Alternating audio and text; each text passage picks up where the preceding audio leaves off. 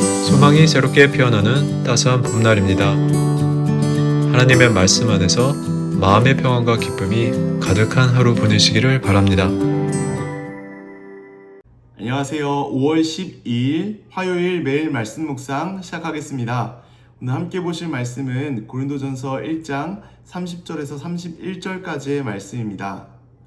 너희는 하나님으로부터 나서 그리스도 예수 안에 있고 예수는 하나님으로부터 나와서 우리에게 지혜와 의로움과 거룩함과 구원함이 되셨으니 기록된 바 자랑하는 자는 주 안에서 자랑하라 함과 같게 하려 함이라. 아멘.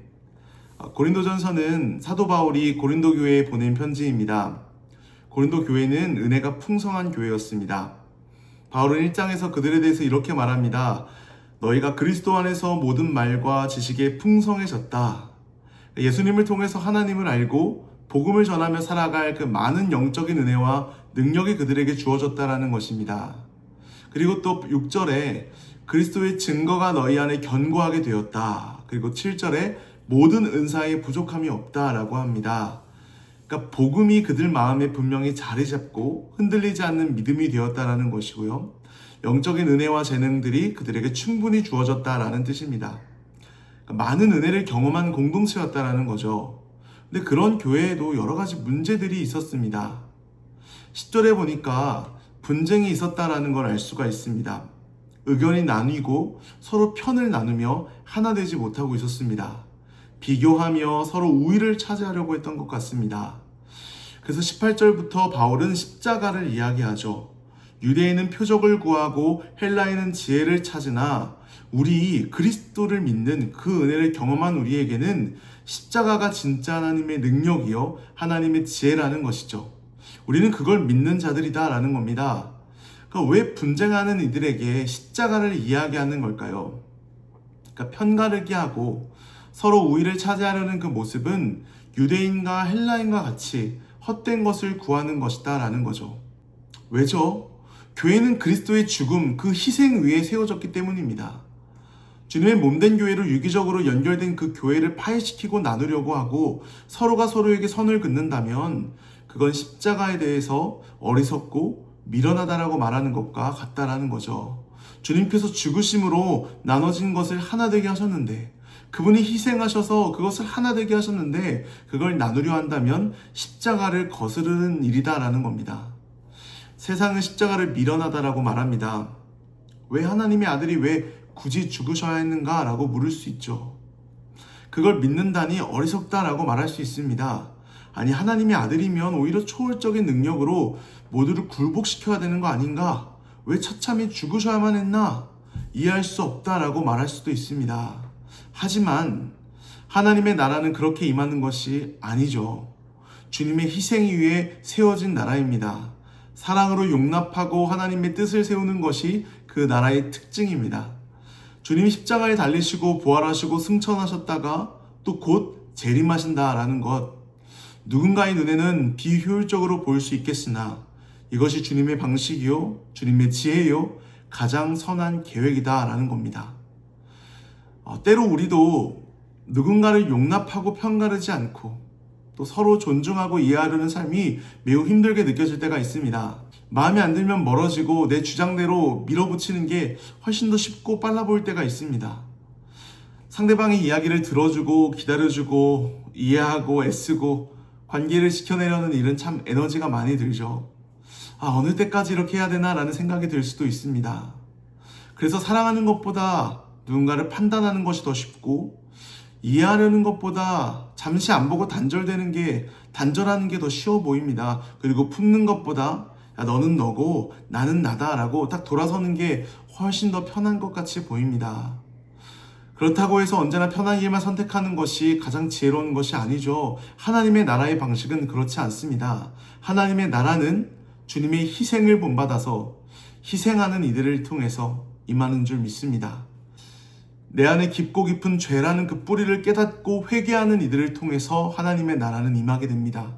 십자가의 은혜와 감사와 사랑과 그 감격으로 하루하루를 살아가는 이들을 통해서 하나님의 나라는 임하게 된다는 것이죠. 그래서 우리는 이 은혜를, 이 변화를 경험해야 합니다. 그래야지만 서로 당을 짓고 편을 가르고 살아가는 것이 아니라 하나님의 나라를 살아갈 수가 있습니다. 우리는 이런 변화를 경험해야 됩니다. 그래야지만 서로 편을 가르지 않고 하나님의 나라를 살아갈 수 있습니다. 날마다 주 앞에 드리는 이 예배를 통해서 변화되어서 하나님의 나라를 경험하는 우리 주님의 교회가 되기를 간절히 소망합니다. 톰 레이너라는 학자가 죽은 교회를 부검하다라는 책에서 죽어가는 교회의 특징을 이렇게 말합니다. 첫 번째, 화난 언어를 사용하고요. 두 번째, 편을 가르고요. 세 번째, 도움이 필요한 사람들을 외면한다 라고 합니다. 지금 고린도 교회에도 딱 이런 특징이 일어나고 있는 것이죠. 그래서 사도 바울은 너희의 문제는 옳지 못하다 라고 책망하면서 그들을 일깨우고 있습니다. 너희는 살아있는 교회가 되어야 된다 라고 이야기하고 있는 것이죠. 그래서 26절에 이렇게 말합니다. 형제들아 너희를 부르심을 보라 라고 말합니다. 당시에 대다수의 고린도 교인들은 세상의 기준으로 볼 때는 지혜 있고 권력 있고 가문이 좋은 사람이 많지 않았던 것 같습니다. 그런데 하나님께서는 그런 자들을 택하셨죠.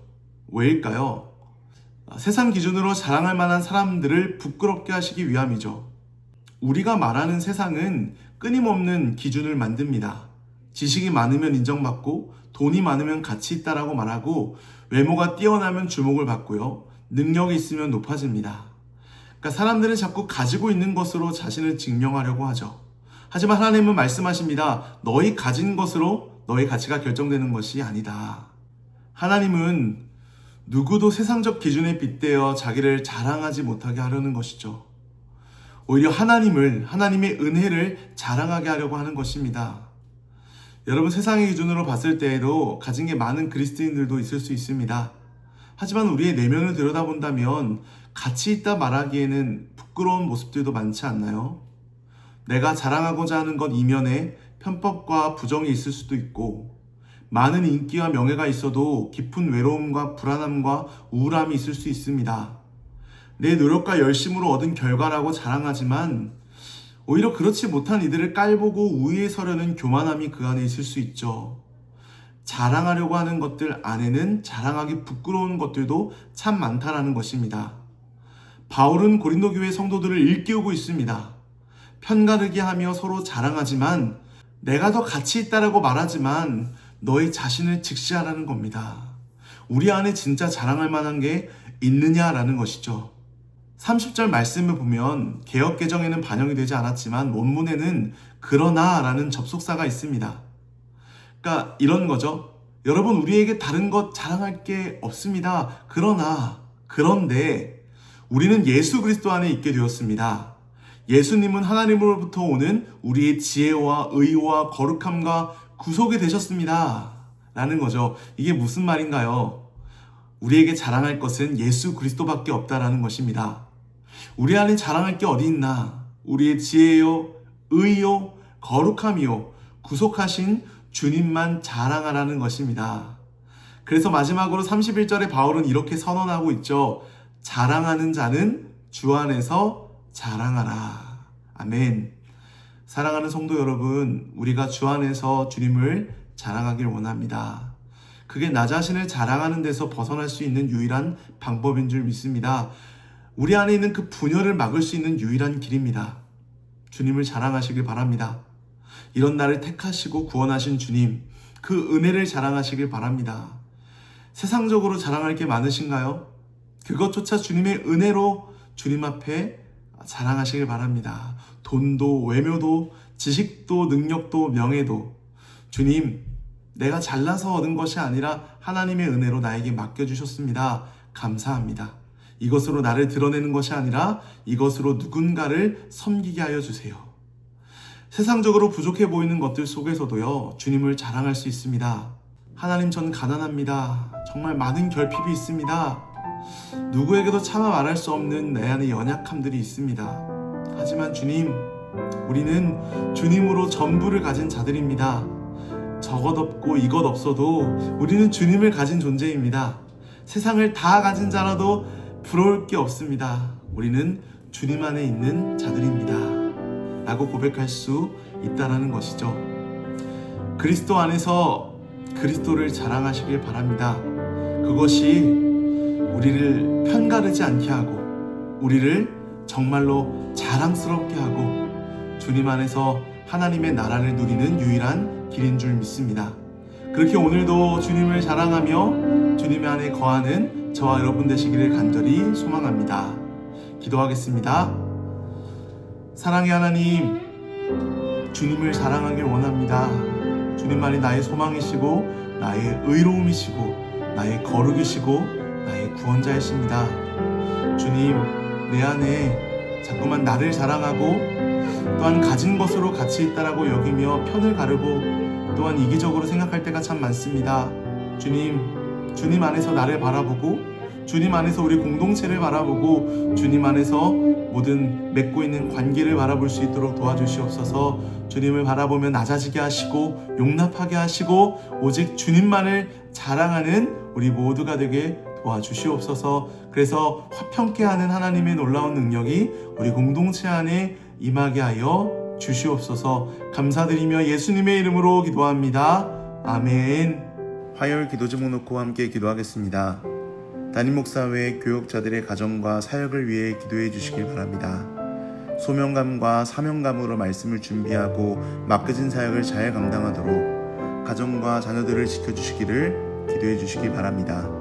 화요 중보기도 모임을 위해서 기도하실 때 교회의 영적 동력이 되어 부흥의 초석이 되는 모임이 되도록 또한 참여자들의 성결함과 기도의 은혜를 주시기를 함께 기도해 주시길 바랍니다.